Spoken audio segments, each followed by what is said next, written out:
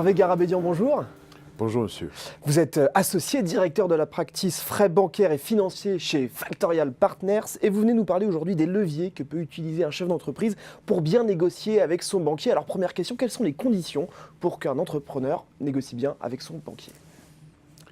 J'ai identifié au cours de mon parcours de 25 ans d'audit, j'ai identifié 5 conditions importantes. La première condition, c'est que le profil de l'entreprise, c'est-à-dire son chiffre d'affaires, ses ratios, sa position financière, mais aussi son écosystème, son activité, soit intéressante, soit dans une position qu'on va dire positive.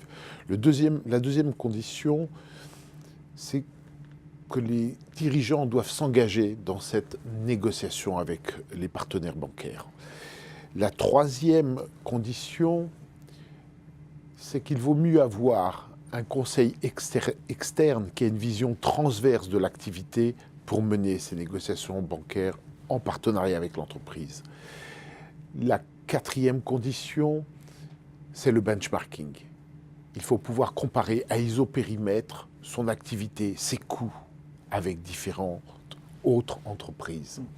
Et la dernière condition, c'est une méthodologie de négociation. Comment négocier et quels sont les leviers au sein de cette négociation. Alors justement, parlons de la méthodologie. Quelles sont les connaissances à avoir pour bien aborder ces leviers ? Nous avons identifié 3 leviers. Un levier commercial, un levier technique et un levier juridique. Le levier commercial concerne les flux, le benchmarking et l'écosystème. Les flux, il s'agit de la distribution des flux. Quelle banque pour traiter quel type de flux ? L'entreprise, à ce moment-là, peut choisir différentes banques pour traiter ses flux monétiques, ses virements ou autres. Le deuxième élément, le benchmarking. Il faut un benchmarking, une base de données qui permette de comparer à isopérimètre les activités et les coûts.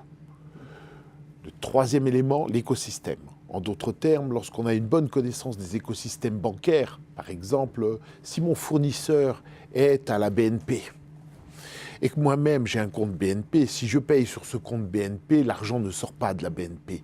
Donc, nous avons à ce moment-là un intérêt commun avec le partenaire bancaire. Donc c'est avoir une bonne connaissance de l'écosystème, ça veut dire avoir plus de pouvoir de négociation, quoi. Tout à fait, parce que dans ce cas-là, nous allons pouvoir créer, entre les encaissements et les décaissements, un flux qui peut transiter par la même banque. Bien sûr.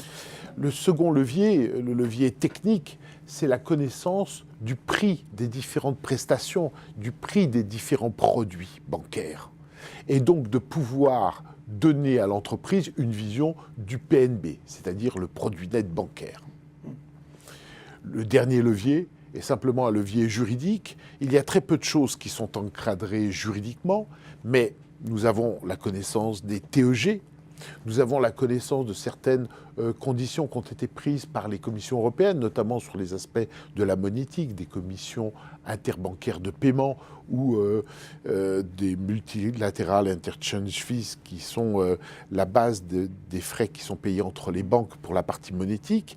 Il y a aussi un encadrement sur les systèmes de double facturation qui sont importants. Voilà les 3 leviers que je considère comme importants lors d'une négociation bancaire. Ouais, c'est donc un panel assez large de connaissances qu'il faut avoir pour bien négocier avec son banquier. Tout à fait. Un grand merci Hervé Garabédian d'être venu sur notre plateau. Je vous remercie. Merci à vous.